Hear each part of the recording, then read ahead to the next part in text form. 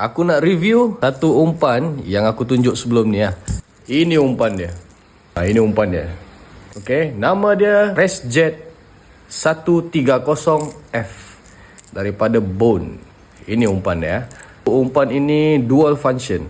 Ada dua function guys. Yang pertama, kita tengok betul-betul dia punya bentuk. Kalau bentuk macam ni, kita tahulah ini ialah umpan pencil. Jadi bila kita main action pencil, dia akan jadi walk the dog walk the dog okay, dia akan tak kiri kanan zigzag macam tu atas air.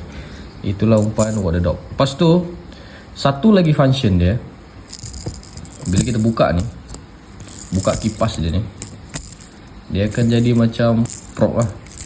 Dia akan berpusing ni, jadi bising lah. Boleh start retrieve aja, dia akan bising. Satu lagi guys, kalau korang boleh dengar, aku goncang dia.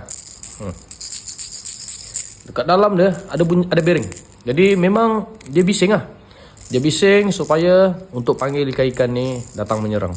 Bising. Dekat tengah dia ada bearing, letak cantik untuk bagi bising. Lepas tu dekat ujung belakang ni pun ada bearing. Ujung belakang ni untuk kita buat longkas. Untuk longkas lah, kita baling.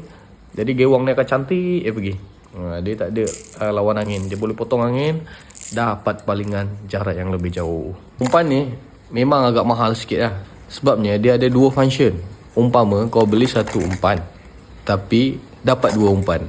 Gitulah umpamanya. Kalau untuk action pencil, walk the dog kan, kita boleh main waktu kita main side cast.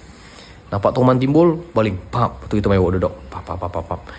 Toman timbul sebelah sini, baling, main walk the dog. Biasa kita main walk the dog untuk toman side cast lah. Tapi untuk action macam ni, floppernya ni, kita main untuk blind cast. Biasanya lah. Untuk mama pun boleh, tapi blind cast untuk kita panggil toman-toman yang menyorok dekat semak-semak, dekat bawah kayu untuk supaya dia orang keluar. Bising ni kalau kita main. Jadi kita baling, dia akan bunyi macam tu.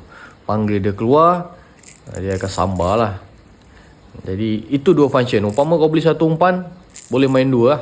Harga memang sikit keras lah, tapi bila kita tahu material dia, material ni aku dia bagi tahu material dia ni sebelum dipasarkan, memang dia akan hentak dulu ni.